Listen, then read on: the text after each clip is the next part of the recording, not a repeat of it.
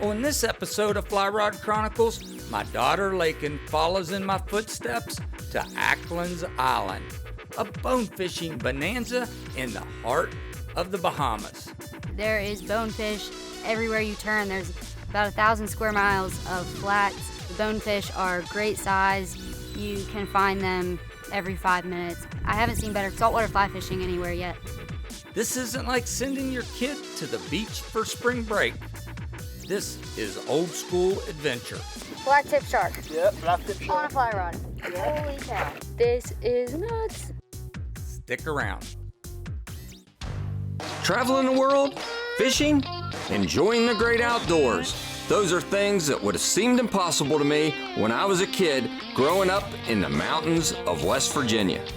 I'm a lucky man, and I never want to forget it, and I'm hoping that sharing my experiences with folks will inspire them to do the same. I'm Curtis Fleming, and these are my Fly Rod Chronicles.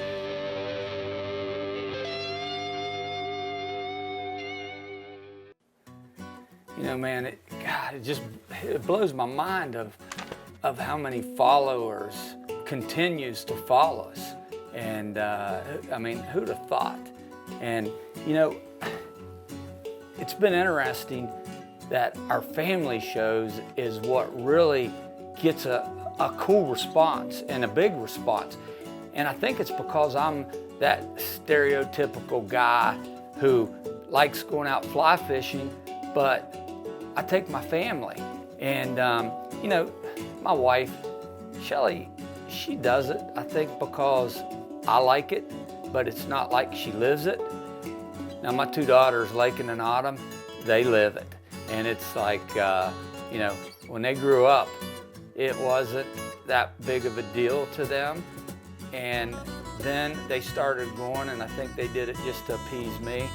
But now, when I'm packing, they're packing.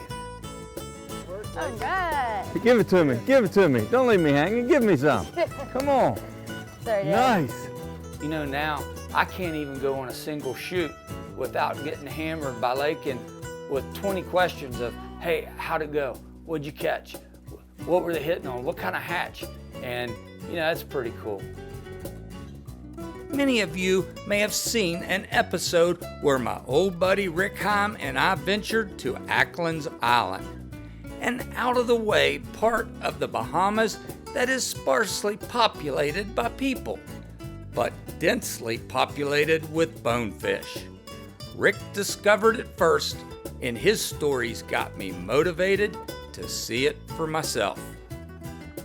You know, when you get my dad and Rick together, I think they're the type of men that create fish tales. Off truck rolling out of here. Only you. Bonefish, haven. So when they were telling me about Ackland's, I had to put it to the test, whether these bonefish were really as big and as fun to fish for as they said. You know, Ackland's, Bahamas, it's got less than 600 people.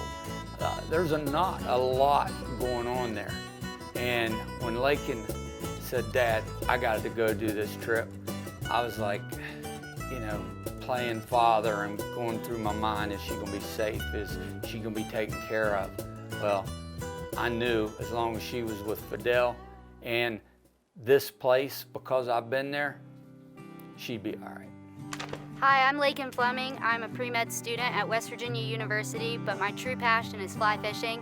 I've grown up in a family where my dad gets to travel the world and have adventures and experiences that fly fishing allows him to have, and I'm ready to take that on myself and have my own experiences, and I want fly fishing to take me there. Fidel is an absolutely incredible guide. He is patient, he is knowledgeable, he helps me get my fly where it needs to be. And the best part is he knows the most random facts about bonefish. I absolutely love it.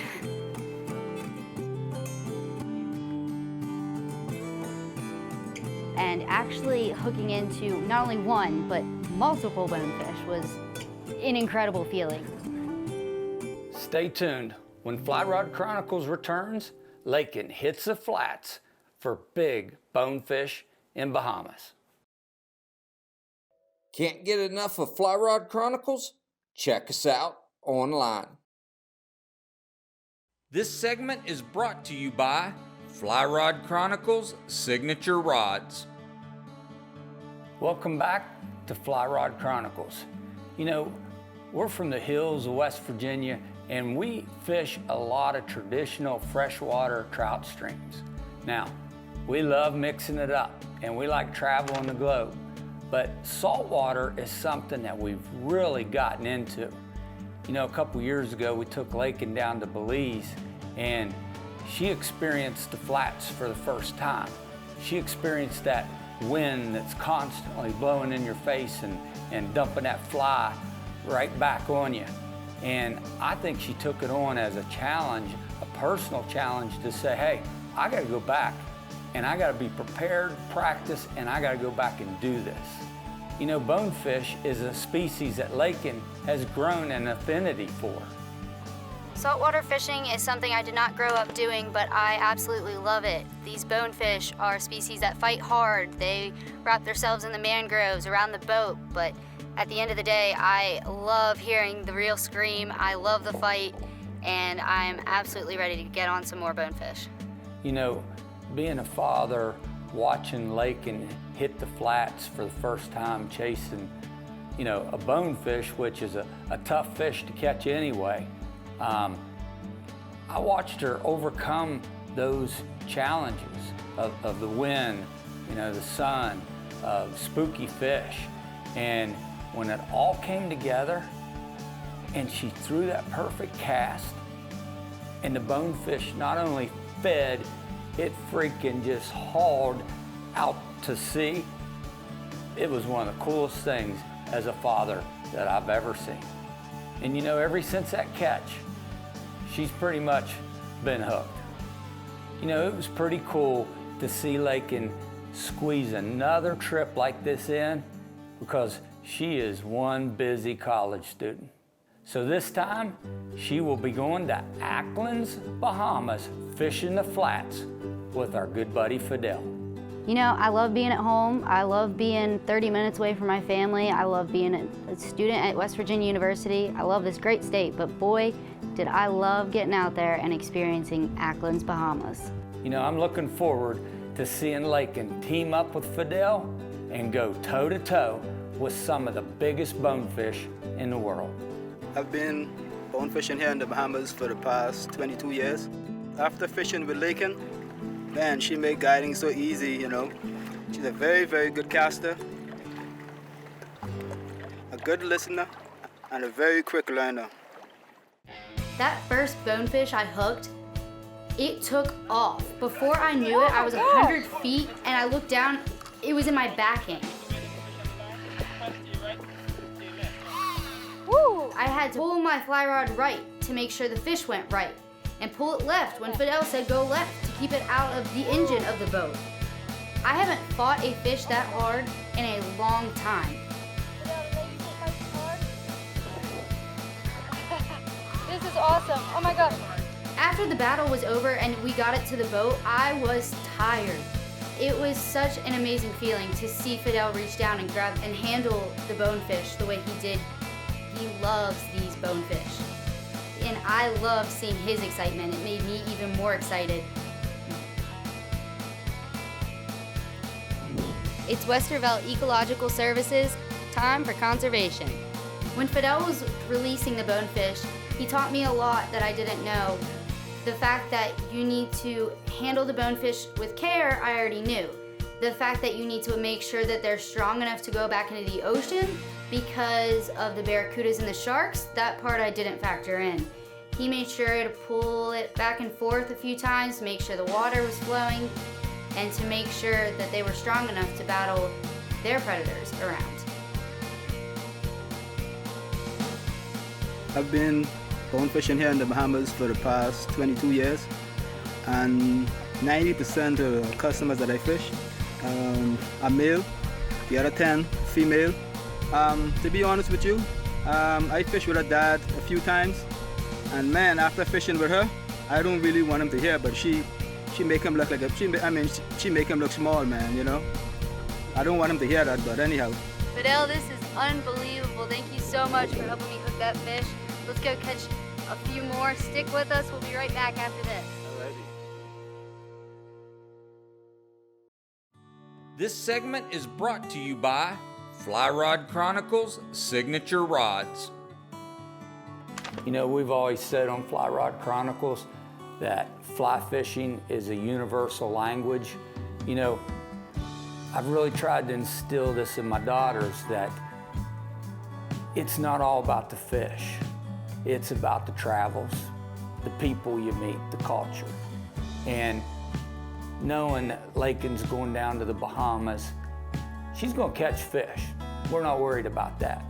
But my advice to her was take it all in. Take every bit of it, put it up in the brain bank and bring it home with you and keep it forever. We had a storm here on the island, so I took a look outside. I saw nothing but wind and clouds, and I walked out and talked to the guides, and they said it wasn't looking like we were gonna make it out today. Instead, Fidel took me out and we looked around at where the hurricane took place. He showed me how it affected not only him, but his family, his friends, and everyone he knew out here on the island. I saw cars flipped upside down. I saw where he grew up with his 14 brothers and sisters, and how right across the street where he learned to dive, it was all tore up.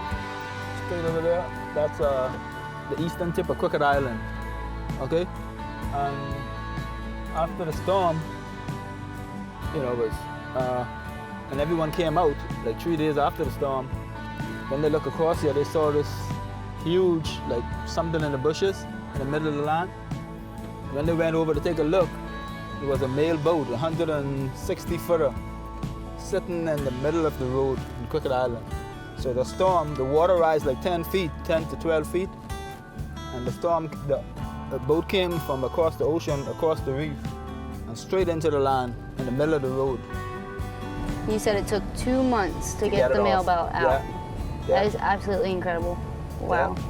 And this all used to be white sandy beach. Yeah, all of this here. None of those rocks you see was there. And as you can see right here to your right, that truck was in running condition, right?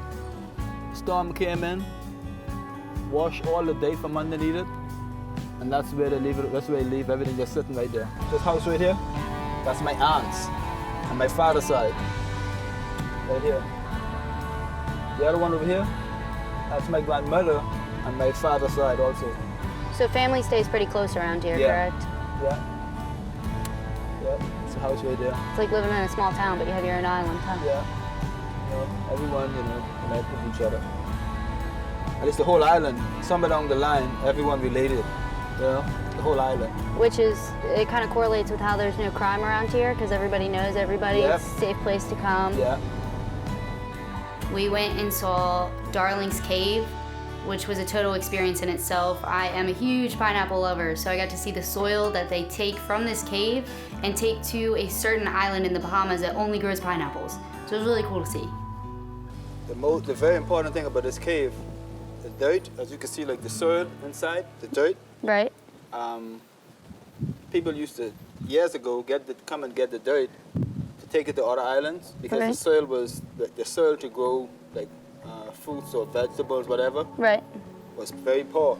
So they come here and they normally get the dirt and take it especially to Eleuthera. Right. Yeah. Eleuthera Island is the only island in the Bahamas that they grow pineapple. So they come and get the dirt, take it back home to use the soil to grow pineapple. That's so fun. Yeah. All right, let's go take a look inside. I'm excited. Oh, go? Yeah.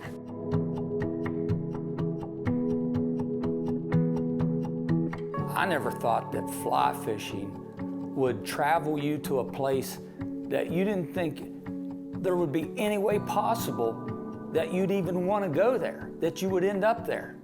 But that's what fly fishing and those fish do to you. To be completely honest, I did not mind whatsoever touring the island of Acklands. I got a full experience in itself of bone fishing in the past couple days, and I could not wait to see what else the Bahamas had to offer. This is nuts.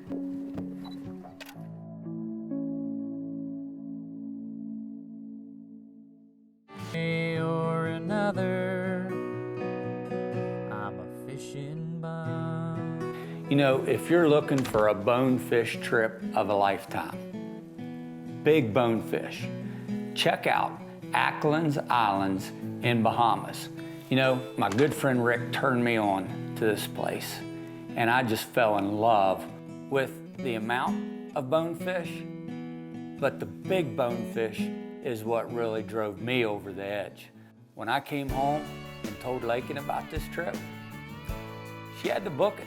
She's like, Dad, I gotta go do this. And now she's out with Fidel Johnson, probably casting at some of the same fish that Rick and I was casting at.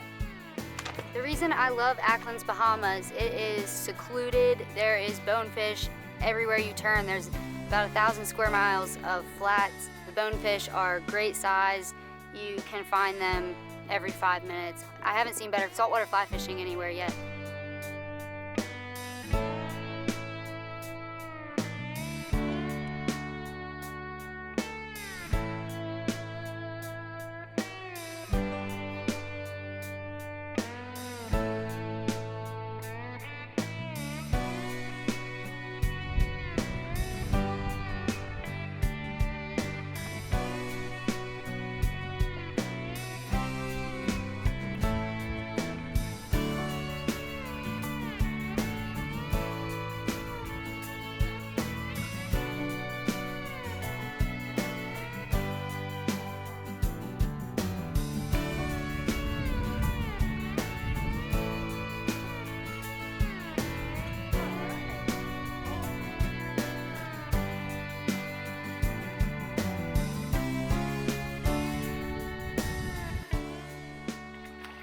Wow, this is incredible. Holy cow. Oh my gosh, and you said that is a Tangotcha. Gotcha. Gonna get us some bonefish, huh? It's time for IGFA Release of the Week.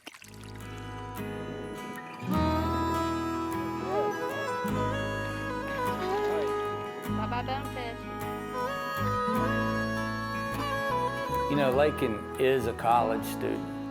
So what does college students do on spring break? Well, she had to do something a little crazy. She got her fill of bonefish, so she wanted to go chase a big, hungry shark on the fly rod. After bone fishing all day, Fidel said it's time to go back to camp and make some dinner. But then he said, wait. Do you want to go cast at a shark? Are you kidding me? We're in the Bahamas. Does it get much better? Fly fishing for a shark? I was pumped. When we got out there and I saw all the sharks swimming around, I was so excited to see if a shark would actually eat the fly. And before I knew it, game on. Try to bring about the blue. All right, tell me a little bit about what we got here. It's a black tip. Black tip shark. Yep, black tip On a shark. fly rod. Yeah. Holy cow. But, probably 75 pounds. Oh my God. Nice job. All right, we got a 10 weight. What kind of fly do we have on that? So regular shark fly, 10 shark fly. Oh, wow.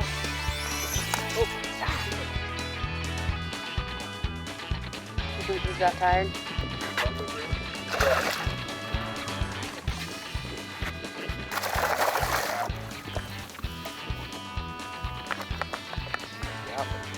This is nuts. Pretty cool. So the spot of the shark is right here. Right here. Once you get it here, let me take the hook off, please. With fishing for bonefish, we had to be really careful handling them. With the shark, it was a little bit different. Fidel told me that it was okay if we wanted to get a little photo op to pull him up on the boat. And that's really cool that I can take a picture with my fly rod and the shark and say, hey, I'm a girl. I caught a shark with a fly rod. That's pretty cool.